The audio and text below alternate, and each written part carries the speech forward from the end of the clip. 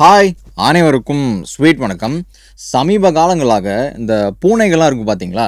So அந்த பூனைகள் ரொம்ப அதிக அளவில் வந்து பேசிக்காக கிட்னாப் செய்யப்படுகிறது. அதாவது பூனைகள் வந்து திடீர்னு காணாமல் போகுது, வெளில போன பூனை எங்கே போச்சுனே தெரியல அப்படின்னு நிறைய கம்ப்ளைண்ட்ஸ் ஆஃப் வீடியோஸ் வந்து நான் வந்துட்டு பார்த்துக்கிட்டே இருந்தேன். ஸோ அப்படி பார்க்கும்போது எனக்கு நேற்று வந்து ஒரு வீடியோ திடீர்னு பயங்கர ஒரு பக்கீர்ன்ற மாதிரி இருந்துச்சு. என்ன ஆச்சுன்னா அதான் இந்த வீடியோ பார்க்க போகிறோம். பட் அதுக்கு முன்னாடி ஏன் அவர் எப்படி வந்துட்டு இந்த பூனைகள்லாம் வந்துட்டு இந்த ரீசெண்ட் டேஸில் காணாமல் போகுதுன்றது ஒரு ஃபேக்ட்டு. இன்னொன்று பை நேச்சுரலாக நம்ம சிலதெல்லாம் கேள்விப்பட்டிருப்போம். இப்போ நானும் பூனை வளர்த்துருக்கேன், நீங்களும் வளர்த்துருக்கலாம், பக்கத்து வீட்டில் வளர்த்து பார்த்துருப்போம். பூனைகள் பார்த்திங்கன்னா வந்துட்டு நாய்கள் மாதிரி எப்போவுமே அந்த வீட்டில் இருந்தால் அங்கேயே இருக்குன்னு சொல்ல முடியாது. திடீர்னு ஒரு நாள் காணாமல் போயிடும் இல்லைங்களா? ஸோ அப்படி பூனைகள் ஏன் அதுவாகவே வீட்டை விட்டு காணாமல் போகிறதுக்குன்னு ஒரு 5 பாயிண்ட் இருக்குது. ஸோ அதை பார்க்க போகிறோம். அது கூட சேர்த்து ரீசெண்டாக என்ன பிரச்சனை போயிட்டுருக்கு, ஏன் பூனைகள்லாம் காணாமல் போகுதுன்றதை பற்றியும் சும்மா அப்படியே பார்த்துட்டு அதுக்கு போயிடலாம். ஸோ ஒரு ஆள் பார்க்க ஆரம்பிச்சிடலாமா?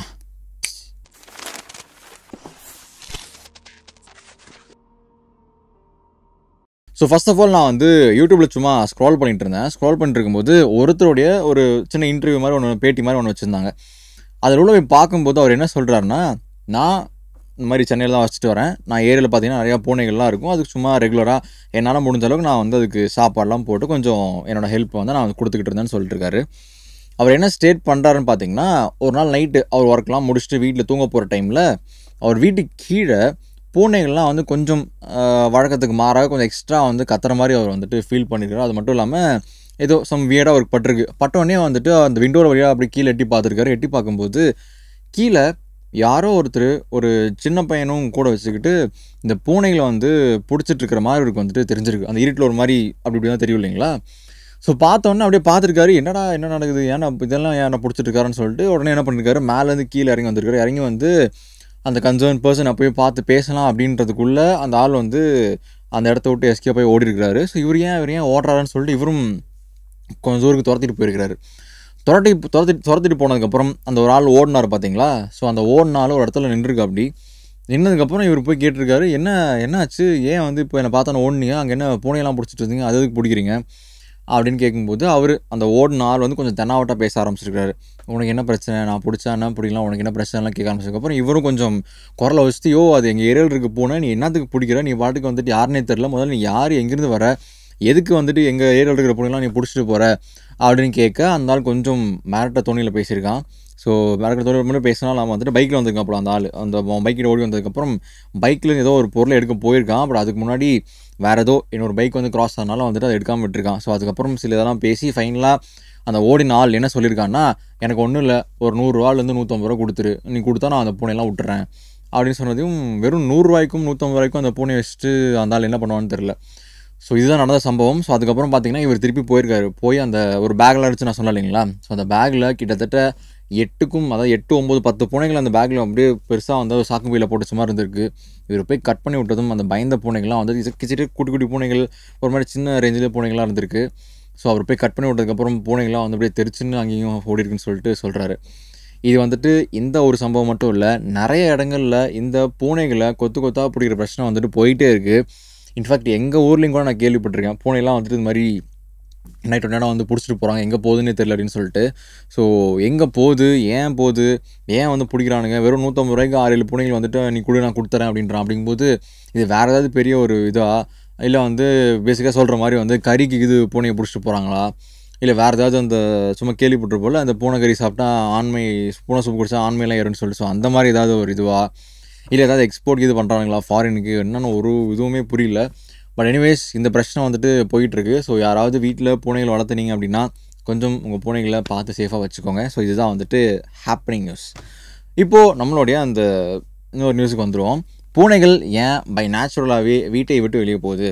ரொம்ப ஆசையாக வளர்த்துருப்போம், குட்டியிலேருந்து வளர்த்துருப்போம். சம்டைம்ஸ் பார்த்திங்கன்னா நாய் மாதிரி கூட நம்ம அதுக்கு வந்து என்ன சொல்கிறது, நாயை விட பூனைக்கு வந்து அதிகமாக நம்ம வந்து கொடுத்துருப்போம், பார்த்து பார்க்கும்போது வளர்த்திருப்போம். ஆனால் ஒரு கட்டத்துக்கு அப்புறம் பூனை சம்டைம்ஸ் வந்துட்டு வீட்டை விட்டு போகிறதுக்கான வாய்ப்புகள் வந்துட்டு அதிகமாகவே இருக்குது. இதை நானே வந்து ஃபீல் பண்ணியிருக்கேன், எனக்கு தெரிஞ்சவங்களும் நிறைய பேர் வந்து ஃபீல் பண்ணியிருக்காங்க. ஸோ அப்போல்லாம் சரி விட்டுரும் அப்படின்னு சொல்லிட்டு, ஸோ இன்றைக்கி சும்மா இதை பற்றி பார்க்கும்போது தான் ஏன் பூனைகள் வீட்டை விட்டு வெளியே போகுதுன்றதுக்கு வந்து சும்மா நான் பார்த்ததில் ஒரு 5 பாயிண்ட் எடுத்து வச்சுருக்கேன். ஸோ அதில் நான் அப்படியே சொல்ல ஆரம்பிக்கிறேன். அது ஃபர்ஸ்ட் பாயிண்ட் என்ன அப்படின்னு பார்த்தீங்கன்னா, நோ ப்ராப்பர் கவனிப்பு. நம்ம வீடுகளில் இருப்போம், நம்ம வேலையில் பிஸி ஆயிடுவோம். குட்டி எப்போ ரொம்ப துருன்னு க்யூட்டாக அப்படி இருந்திருக்கும். ஸோ அது கொஞ்சம் வயசானதுக்கப்புறம் நமக்கும் அப்போ அப்படின்னு சொல்லிட்டு ஒரு மாதிரி இன்ட்ரெஸ்ட் போயிருக்கலாம். ஸோ அதுக்கு ப்ராப்பராக சாப்பாடு போடாமல் இருக்கலாம். அதை வந்துட்டு நம்ம வழக்கமாக கொஞ்சம் இல்லைங்களா, அது கொஞ்சுறதல் அதெல்லாம் வந்து கம்மியாக இருக்கலாம். அதுக்கு ப்ராப்பராக நம்ம கேர் பண்ணாமல் இருந்திருக்கலாம். ஸோ அது என்ன வேணா இருந்திருக்கலாம். ஸோ இதனால் அந்த பூனைகள் பார்த்திங்கன்னா நம்ம வீட்டிலேருந்து வெளியே போகிறதுக்கான வாய்ப்பு அதிகமாக இருக்குன்னு சொல்கிறாங்க. அது கூடவே சேர்த்தி இந்த ஸ்ட்ரெஸ் ஃபேக்டர் வந்து மனுஷங்களை மட்டும்தான் அஃபெக்ட் பண்ணுதுன்னு நான் நினச்சிட்டு இருந்தேன். ஆனால் நீ தான் தெரிய வந்தது அது மிருகங்களுக்கும் இந்த மாதிரியான இதுங்களுக்கும் வந்துட்டு ஸ்ட்ரெஸ் ஃபேக்டர் இருக்குதுன்னு சொல்லிட்டு. ஸோ என்ன செகண்ட் பாயிண்ட், அது செகண்ட் பாயிண்டில் ஃபர்ஸ்ட் பாயிண்டோட அடுத்த இது தான் என்ன சொல்கிறாங்கன்னா, பூனைகளுக்கும் ஸ்ட்ரெஸ் அப்படின்ற விஷயம் வந்து பயங்கரமாக வருமா. ஏன்னா எப்போவுமே பூனை எப்படி பார்த்துருப்போம், பூனை வந்து பேசிக்காக வந்து ஒரு கம்ஃபர்ட்டை விரும்புகிற ஒரு பீயிங். எங்கே இருக்கோ, சேரில் இருக்கோ, சகதியில் இருக்கோ, குப்பை தொட்டியில் வாழுதோ, அது தன்னோட இடத்த தன்னோட இதை வந்துட்டு கம்ஃபர்ட்டாக வாழணும்னு நினைக்கிற ஒரு உயிரினம் தான். ஸோ அப்படி இருக்கும்போது உங்கள் வீட்டில் அந்த பூனையோடைய அந்த ஸ்ட்ரெஸ் ஜோனை நீங்கள் வந்து இன்க்ரீஸ் பண்ணுற மாதிரி, பேசிக்காக ஒரு கம்ஃபர்ட் ஜோனை குறைக்கிற மாதிரி ஏதாவது வேலைகள் நீங்கள் பண்ணிங்கன்னா டெஃபினட்டாக அது உங்கள் வீட்டு விட்டு போயிருன்னு சொல்லிட்டு சொல்கிறாங்க. அப்படி என்ன பண்ண போகிறோம் அப்படின்னா, வேணே கூட பண்ண தேவையில்லை.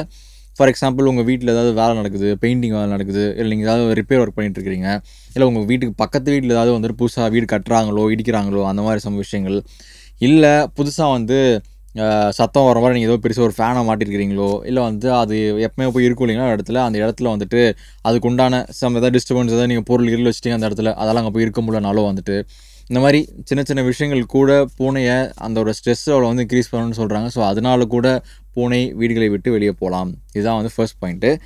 ரெண்டாவது மேட்டர் என்னென்னு பார்த்தீங்கன்னா, இந்த ஹீட் டைம்னு சொல்லுவாங்கள்ல, பேசிக்காக அந்த நாய்க்கு அந்த டேர்ம் யூஸ் பண்ணுவாங்க, நாய் ஹீட்டுக்கு வந்துச்சுன்னு சொல்லிட்டு. பேசிக்காக அந்த பருவம், இளமையை விடலை பருவம்னு சொல்லுவாங்கள்ல. ஸோ அந்த ஹீட்டுக்கு வர அந்த டைமில் தன்னோட இணையை தேடி, இப்போது ஆண் பூனையாக இருந்தால் பெண் பூனையை தேடி போகும், பெண் பூனையாக இருந்தால் ஆண் பூனையை தேடி போகும். அப்படின்ற போது அந்த பர்பஸ்க்காக வீட்டிலேருந்து வெளியே போகிற பூனை பார்த்திங்கன்னா அப்படியே தேடி உள்ளாகிட்டு அப்படியே ஜாலியாக போகிற டைமில் வந்துட்டு ஒரு வேளை அந்த ஆப்போசிட் பார்ட்னரை பார்த்து அந்த எங்கே பார்க்குதோ அந்த இடம் அதுக்கு வந்துட்டு பிடிச்சி போச்சுன்னா, நம்ம வீட்டிலேருந்து அது புதுசாக போன இடத்துக்கே வந்துட்டு இடம் பெயர்ந்து அங்கேயே வந்து செட்டில் ஆகிறதுக்கான வாய்ப்புகள் அதிகமாக இருக்குது. இந்த வாய்ப்பும் இருக்குது. அப்படி போய் அங்கே தான் இருந்துட்டு திருப்பியும் குட்டி போடுறதுக்கு திருப்பி நம்ம வீட்டுக்கு தான் வரும். இது நிறைய தடவை நடந்துக்கு நானும் கேள்விப்பட்டிருக்கேன். ஸோ எனிவேஸ் உங்கள் வீட்டு விட்டு போகுதுன்னா மேபி அது வந்து ஹீட்டுக்கு கொஞ்சம் டைமாக இருக்கலாம். ஸோ அதனாலே கூட வெளியே போயிருந்திருக்கலாம். அடுத்து என்னென்னா வந்து இது ஒரு மாதிரி எனக்கு வினோதமாக இருந்துச்சு. பூனை எப்போவுமே பார்த்திங்கன்னா அது கேள்விப்பட்டிருப்போம்ல, பூனை வந்துட்டு கக்கா போகுதுன்னா அது யாருக்குமே பெருசாக தெரியாது, போச்சுன்னா அப்படியே பர்சன் மூடி வந்துட்டு அப்படி வச்சுக்கோம். ஸோ பூனை பார்த்திங்கன்னா எப்போவுமே அது வந்து ஒரு என்ன சொல்கிறது, ஒரு டிசிப்ளின்டாக எங்கேயாவது என்னைக்காவது ஏதோ ஒரு பூனையை அப்படியே சேரும் ஜகதியில் விழுந்து அழுக்காக பார்த்துருக்குமா. மோஸ்ட்டாக எல்லா பூனையுமே பார்க்குறதுக்கு ஒரு மாதிரி நீட்டாக க்ளீனாக அப்படி தான் அழுக்கு இருந்தாலும் அதே நக்கிட்டு ஒரு மாதிரி எப்போ பார்த்தாலும் ஃப்ரெஷ்ஷாக குளிச்சுட்டு இருக்கிற மாதிரி அப்படியே அந்த மாதிரி தான் பூனைகள்லாம் இருக்கும். ஸோ அதே மாதிரி பூனைகள் பார்த்திங்கன்னா அந்த ஒரு ராயல்ட்டி டச்சை வந்து மெயின்டைன் பண்ணிகிட்ருக்கு. ஸோ இது எது வரைக்கும் தொடருது அப்படின்னா, ஒரு வேளை உங்கள் வீட்டு பூனைக்கு அது வந்து நம்மளோட கடைசி காலம் வந்துருச்சுப்பா, நம்ம வந்து சாக போகிறோம், நமக்கு உடம்பு சரியில்லை அப்படின்லாம் ஃபீல் ஆச்சு அப்படின்னா, யாருக்கும் எந்த தொந்தரவும் கொடுக்காம இல்லை அது பாட்டுக்கு வந்துட்டு கிளம்பி வெளியே போயிடுமா. போயிட்டு அடுத்த கட்டமாக இன்னும் எக்ஸ்ட்ரீமாக என்ன சொல்கிறாங்கன்னா, அதாவது அப்படியே போகுமா, ஏதாவது இடம் உங்களுக்கு பிடிச்சி போச்சு அப்படின்னா அங்கேயே வந்து குழி தோண்டி அதுவே படுத்துக்கும்னு வேறு சொல்கிறாங்க. ஸோ கிட்டத்தட்ட பூனை வந்து ஒரு ஆர்மி ஆஃபீஸர் மாதிரி தான் இருக்குது இல்லையா. நான் இப்படி தான் இருப்பேன்னா நான் அப்படி தான் இருப்பேன், யாரையும் கண்டுக்க மாட்டேன் அப்படின்னு ஆர்மி ஆஃபீஸர் அப்படி இருப்பாங்க நான் சொல்ல வரல. பட் சொல்கிறேன், அது ஒரு டிசிப்ளினோட வாழ்ந்துட்டு இருக்காங்க இல்லைங்களா பூனை இனம், அதை தான் நான் மீன் பண்ண வந்தேன். ஸோ யாரும் தப்பாக எடுத்துக்காதீங்கப்பா. ஸோ அடுத்து வந்து இந்த கேட்ஸ் ஃபேமிலின்னு நம்ம சொல்கிறோம்ல, இப்போ பூனைகள் ஆகட்டும் இல்லை லயன் டைகரு எதவாக இருக்கட்டும் எல்லாம் வந்து அந்த கேட் ஃபேமிலிக்குள்ளே தான் கீழே தானே வருது. ஸோ அப்படி வரும்போது அந்த காட்டில் வாழ்கிற அந்த சிங்கமோ புலியோ அவங்க என்ன நினைப்பாங்கன்னா, அவங்களுடைய அந்த ஒரு டெரிட்டரி கட்டி வச்சுருப்பாங்க. அதாவது அவங்களோட ராஜ்யம் மாதிரி பேசிக்காக, இதுதான் என்னுடைய ராஜ்யம், இது உன்னோடது, இதை தாண்டி நானும் வர மாட்டேன் நீ வரலான்னு சொல்லிட்டு அந்த பவுண்ட்ரிலாம் பிரித்து வச்சு தான் வந்து அதெல்லாம் வாழணும்னு சொல்லிட்டு நம்ம கேள்விப்பட்டிருப்போம். அதே மாதிரி பூனையும் தன்னுடைய அந்த ராஜ்யத்தை தன்னுடைய டெரிட்டரியை எக்ஸ்பேண்ட் பண்ணுறதுக்கோசரம் என்ன பண்ணணும்னா, வீட்டில் இருந்து இன்னும் தூரம் போவோமே, போய் பார்ப்போமே அவன் எந்த பிஸ்தான் இருக்கான்னு பார்ப்போமேன்னு சொல்லிட்டு அந்த பக்கம் போகுமா. அப்படி போகும்போது தவறி அங்கே ஏதோ ஒரு ஆக்சிடென்ட்டோ இல்லை அங்கேயே அதை பிடிச்சி போச்சோ, சின்ஸ் வந்து டெரிட்டரி எக்ஸ்பேண்ட் பண்ணனால அங்கே கொஞ்ச நாள் இருக்கலாம் ஆசைப்பட்டிருக்கோம். ஸோ அந்த மாதிரி தன்னுடைய அந்த ராஜ்யத்தை இன்க்ரீஸ் பண்ணுறதுக்காக கூட பூனை வந்துட்டு வீட்டு விட்டு வெளியே போய் அங்கே வந்து ஸ்டக் ஆகிருக்கலாம்னு சொல்கிறாங்க. அடுத்த பாயிண்ட் வந்து ஓகே, இது வந்து ஒரு மாதிரி இதாக தான் இருக்கும்.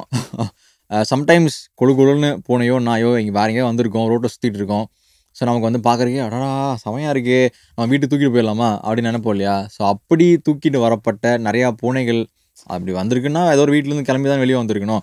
அப்படி கிளம்பி வந்தால் தான் நம்ம தூக்கிட்டு போயிருக்கோம். ஸோ அப்படிங்கும்போது அதுக்கு இன்னொரு இடத்துல இன்னும் நம்ம வீட்டோட பெட்டரான ஒரு சஃபஸ்டிகேட்டடாக ஒரு லைஃப் கிடைக்கும்போது நம்ம வீட்டை விட்டு போகிறதுக்கான வாய்ப்புகள் அதிகமாக இருக்குன்னு சொல்கிறாங்க. ஃபார் எக்ஸாம்பிள் பக்கத்து வீடே வச்சுக்கோங்களேன்.